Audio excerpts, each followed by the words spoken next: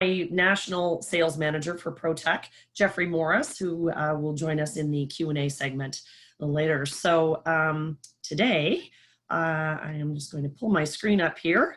I'm going to give you a high-level overview of Protech, our services and technologies, and our go-to-market strategy for Canada.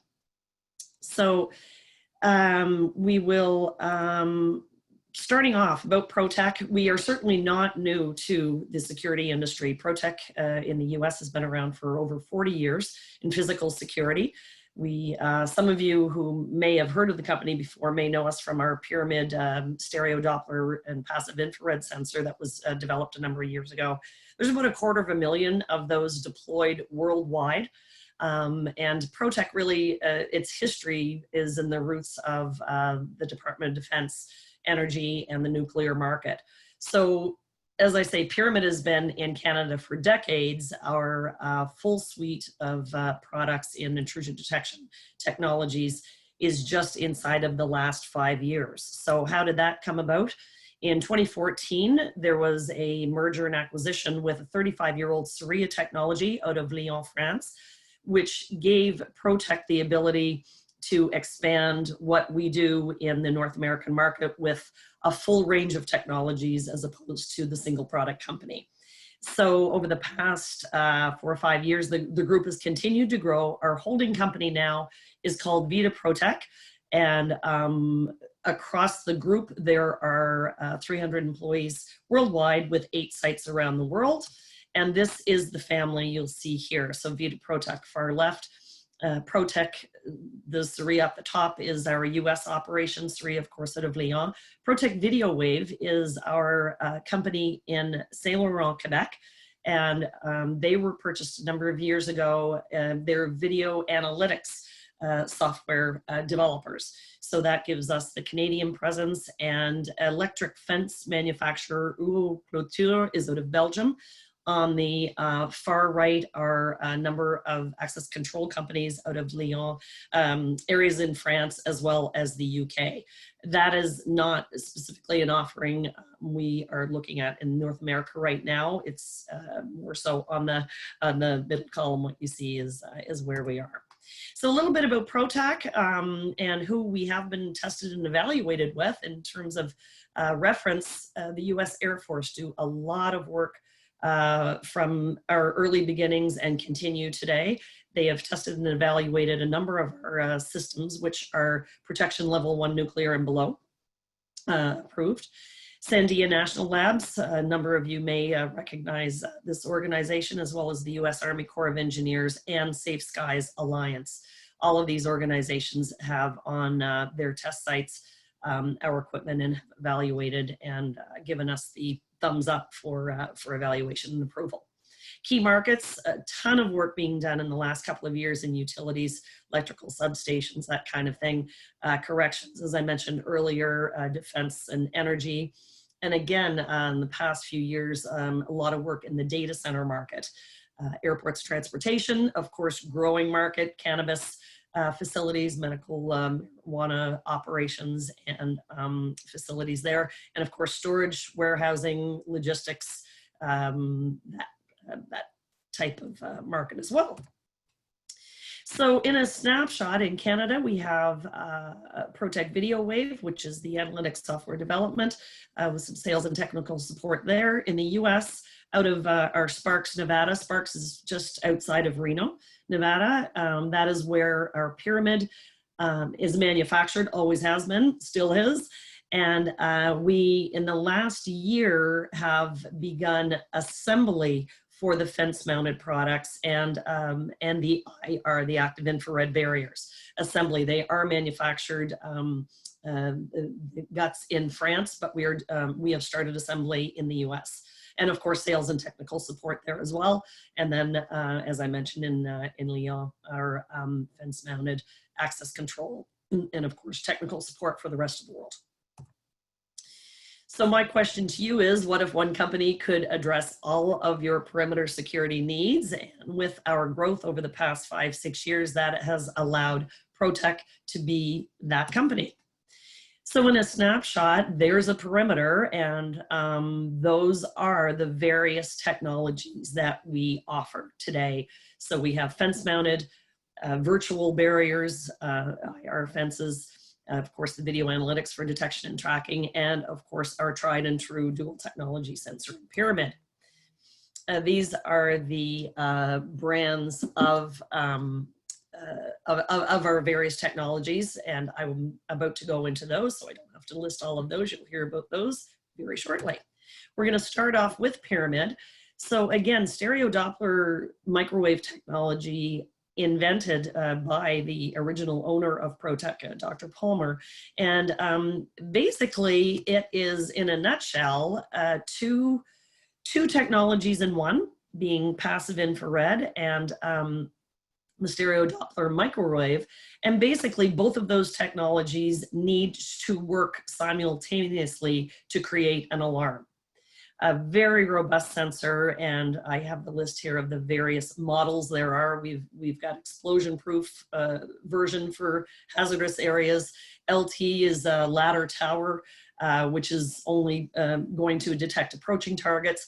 And then we've got our high security and military, which of course in the US Air Force and Navy. And this is the one that's approved for the protection level 1 nuclear and below. Moving along into our fence-mounted intrusion detection systems, we have two, one being a solar-powered version and the other wired. So it's accelerometer-based impact detection technology. And what does that mean? I like to start with, well, what's the differentiator from other fence-mounted systems that you look at on the market today, either microphonic-based or fiber-based, where the brains and the sensing is happening inside of the cable. Ours is not. Our technology and brains, if you will, is in the sensor or the accelerometer, which you can see at the bottom of the screen with the LED light. So the control unit is on the fence there. And so basically, it is that sensor that is detecting, not necessarily the cable. And it can do up to 6.5 kilometers without infrastructure. And what happens is you have one of those sensors every 10 feet, 3 meters of fence. So basically every fence panel has a sensor on it. And and it can pinpoint the intrusion to within that 10 feet. And again, it detects cuts, climbs, lifts of the fence, but rules out a lot of things that others may not. Again, the G-Fence 3000 is the solar-powered version, and the 600Z is the 12-volt power, and that's the one that's approved for the protection 1 nuclear and below. So how does it work? Basically, like your iPhone on an XYZ axis, it moves, it measures acceleration or changes in velocity. So upon an intrusion, you see in the initial condition, it's static here. And then when an intrusion happens, the axis moves based on what that is. So for example, a climbing event, the Z-axis is the value which is going to vary the most on the fence versus a cutting event, different type of intrusion, and that is measured in the variations of the X-axis. So that is how it differentiates between the different types of intrusions, and that is basically how the technology works. And anyone that wants a deep dive into how this goes, happy to do that. We'll connect after the webinar. So what about wind? So what happens in a wind event, that, you know, when you have all fence panels moving in the same side, you're rarely going to get a wind event where one panel moves only. So what happens is when all of the panels are moving at the same time, the accelerometer ignores it. So you're not going to get the kind of false alarms and nuisance alarm rates that perhaps other technologies will do. So with them all moving at the same time, it'll ignore it. And that's a real snapshot of accelerometer technology. Like I say, anyone that would like a deeper dive can do. Next up is our long-range active infrared barrier series. We have 4 in total. And what's our competitive differentiator on this one? It's the coverage. So on the left, you'll see the traditional barriers with those modules. There will be dead zones inside of that. You will have the modules stacked, and in between you will get dead zones where ours are optimized. And you can see on the right, our cells, they overlay each other, so you are not getting any dead zones. So you're not going to be able to have someone go through an area and not be detected. So again, the virtual fence, invisible fence towers for pinpoint detection, and each system can be aligned up to 3 zones. They cover 100 meters, 328 feet in range between the towers, and they come in both single and double-faced options. Environmentally, -40 to +70 Celsius. And again, this is our barrier that is approved for the protection level 1 nuclear and below. Solaris is our solar powered version of the barrier. So it communicates wireless via wireless mesh network, and comes in a range of sizes depending on the application and that kind of thing. Minimal infrastructure. We've deployed a number of these at places that need a temporary detection system. So it basically sits on it's mounted onto a concrete pad. It can be up and running seriously within a couple of hours. These, all of our systems, in fact, are very, very simple to install and maintain. So the Solaris has the transmitter receiver in one with the single and dual direction. Again, there's the all-weather performance, and through the web server is local or remote access. And the power behind it is, battery, so it's solar powered. It can actually be covered. I always say solar, it should have, the term should have been light powered, because you don't need sun, you just basically need light to power it. And it can actually, in the event that your north or something was to cover that panel for 6 weeks, the battery backup will operate the system, and you will get an alarm at the 5-week point saying something's going on with the tower. It's been covered, and battery is, it has been used. So, and again, this battery can be bought at any commercial place. I think they run for $20 or $30 or something. So, and their lifetime, the battery lifetime is up to 15 years. And then in terms of the communications, a dynamic radio network, that mesh network for transmission. Several ways for alarm transmission on this one. The competitive differentiator, other than the fact that it's solar powered, is this anti-condensation cap, because you may say, well, what happens in snow situations like Canada, in that the picture you see on the left, on the right rather, the anti-condensation cap basically protects the cells. So you can see the picture to the left, the cap is covering that, so the actual cell is not being covered by the snow. And as I mentioned, the battery backup is great for 5 weeks. But those are the 2 sort of key differentiators on this active infrared beam. Miris, I kind of call the mini Max Iris. It is the same cell technology, just a 100 meter range, 328 feet in 1 or 2 directions.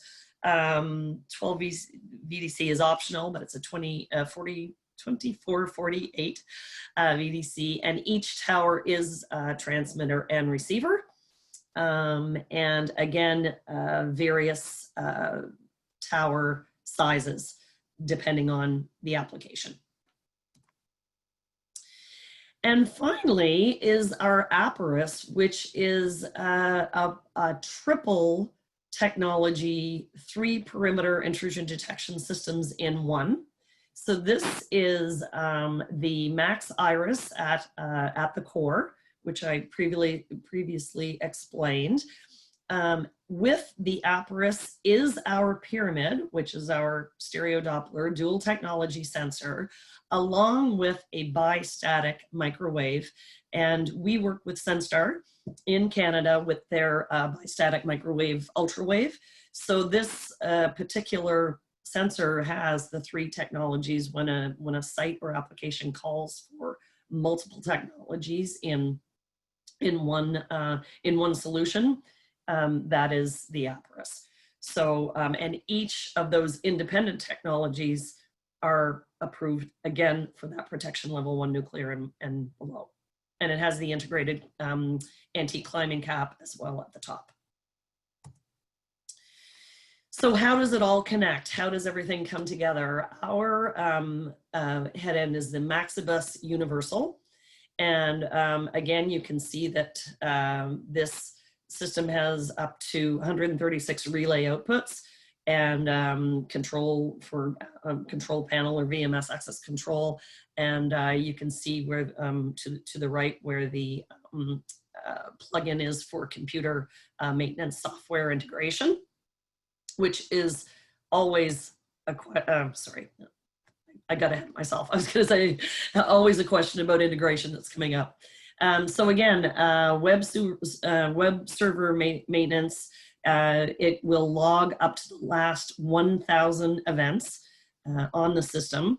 And again, sensitivity adjustments can all happen through the Maxibus per zone, per sensor. So that is all available. And then real-time system status through the Internet Explorer IE browser. Integration, yes, we do. At the bottom, you will see a number of the companies that we are currently working with and integrated into. However, if you don't see yours there, please talk to us. We have a full engineering and software team, development team that can work with you and through either API or SDK. But again, it's all server. We have a server-based graphics supervision and mapping. We do have a mapping software system. And again, with that ability to create specific zones customized to your site, to your user, with all of the presets and that sort of thing. So go-to-market strategy Canada. We have been in Canada, as I mentioned, for many years with our Pyramid technology. We don't know where all of them are. We do know where some of them are, but it was through distribution. So we don't always know the end user. And so the Pyramid was sold for many, many years here in Canada and through OEM. In fact, again, we worked with Senstar, who has, and still, OEMs this product for quite a number of years. However, in the past few years in expanding our suite of products, we are working with integrators and dealers, and we are looking for more in the Canadian market. So please, let's get in touch and we'll talk after the webinar, and we will certify you. It's coming up next slide. And our technical support, if you're wondering, we're east, west, north, and south. So again, our Nevada office in the west, and of course in Saint Laurent, Quebec, we have tech support. Excuse me, for Canada in the east. So how does it start? Just a simple discussion. Give me a call. Like I say, we can do a deep dive into any of these technologies specifically. Deep dive into your installation. We can, if you give us your site, we actually do site design and map it out. Give you budgetary estimates on different technologies, different options. Obviously, our recommendation, but we can show you the various technologies and how we would approach it. And the past number of years that I've been with Protech in a marketing, in a marketing capacity, what I have seen, and I can say this company stands behind their products, from service, support, training, and the certification. And they just, we want to get it right the first time. So anyway, that's what I can tell you. I've watched them over the years, and they are solid on customer service and tech support. So what would training look like? It's only a day. These systems are not highly complicated, easy to install, easy to maintain, but there are a number of products in the suite that we do want certification on. And of course, in this day and age, in times of COVID, we're doing a lot of things online. But for the certified integrator training option 1, no charge to you other than your expenses. We will do it at our site in outside of Reno, which that's our factory facility there in the picture. Or if you would like us to come to you, that is the rate, the day rate on coming. Often what we will do is commission first project and you know, work with you on your first project and commission it, and do the training and commissioning all in one. So we'll have one of our people come and do it with you. So that's always an option, as opposed to doing the training and then not doing an install for weeks or months later. Your choice. References. This is certainly not the full list, but I have pulled a number of references in Canada. So again, on the utility side, we worked more recently on the Ottawa Light Rail. Ryder, the St. Lawrence Seaway, we have our solar powered beams there. You can see, so that's kind of a snapshot of a variety of types of markets, verticals, and a range of our products in those installations. And I think that is the end of what I have for you right now. I would like to thank you very much for attending, and back over to Mr. Bassett. Thank you, Kathy. That was great. Going to get into our Q&A portion now, everyone. So feel free to type your questions at the bottom of the screen. We'll get to as many as we can. First up, what projects have you been working on in Canada? Okay, well, I will just pop back to this one. So again, we've also, I don't have it listed here, but we've also been doing a number of cannabis facilities. I don't think I have those on there. But again, so it's been everything from you know, city sites with particular spaces to protect, to utilities. There has been some substations and that kind of thing. Small data centers, and like I say, I refer to the list. And again, if there's anything specific that someone is looking for, a particular vertical market, we've got clearly a much larger list in the U.S. because that is where we grew up. But I can provide reference lists. Thank you. Is the condition of the fence important? Not as much as you may think. Obviously, if there's a lot of vegetation and a lot of growth, we obviously try to keep that to a minimum. However, because that accelerometer sensor is on that fence, I mean, obviously it's taught, you know, put the cable, there's cable and a sensor every 10 feet.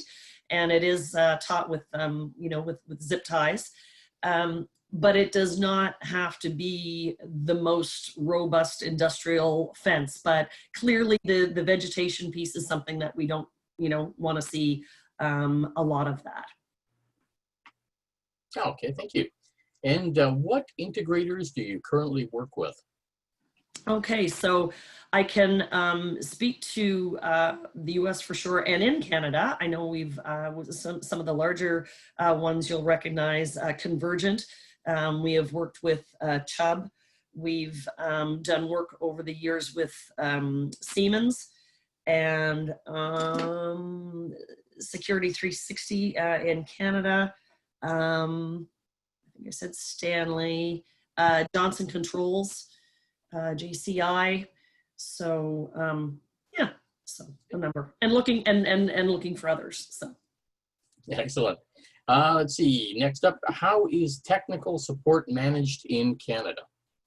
yes, so like I say, we have, depending on where you are in Canada, as we know, we have two very large countries, Canada to the north and the US to the south. So depending on where you are, we do have tech support out of our Saint Laurent office in Montreal, and then in just outside of Montreal.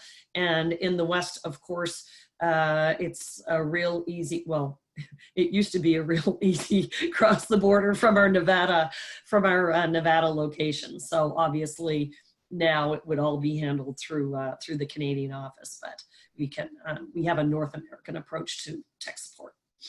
Okay, great. And another one in here. You mentioned the fence sensor will not signal an alarm in case of wind. Can it be tricked? Can it be tripped? So it's, I mean, again, the wind event is, like I say, it senses, it will know that everything is moving at the same time. So this is how it rules out. This is the way it rules out wind.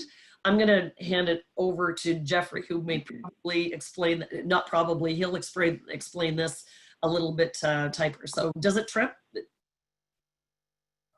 Yeah, thanks, Kathy. No, so it'd be extremely unlikely for it to actually be tricked. So keep in mind that this technology is approved for protection level 1 nuclear and below. So we are at DOE, we are protecting nuclear material, nuclear warheads, et cetera. So it's gone through extremely stringent testing.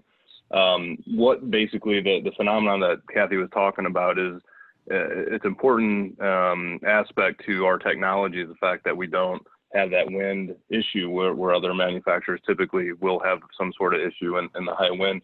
What the accelerometer technologies are doing, they're moving on that axis and they're reporting back to a processor. So that processor is the one that's actually going to analyze overall if it's going to allow that alarm information to go through. So it would have to be like a perfect scenario and able to try to do that. But the likely that if it's one person going over, they're still going to make some sort of variation change that's going to be reported back to the processor. So we have never seen that, and we've been pushing this out across the Americas, North America for over 6 years now. And this technology itself is not new. It's just new to the Americas. So the fence technology has been out, I believe, we're on about year 14. So it's gone through extremely high level testing all across Europe as well. Okay, thank you, Jeffrey, and thank you, Kathy. That actually brings us to the end of today's session. If we didn't get to your question, we will forward those on to Kathy, and she'll get back to you later today. So thank you very much for joining us. Thank you to Kathy McHugh and Protech for their support. Thank you, Steve. At the close of this session, a link to register for next week's session will pop up. Please be sure to register.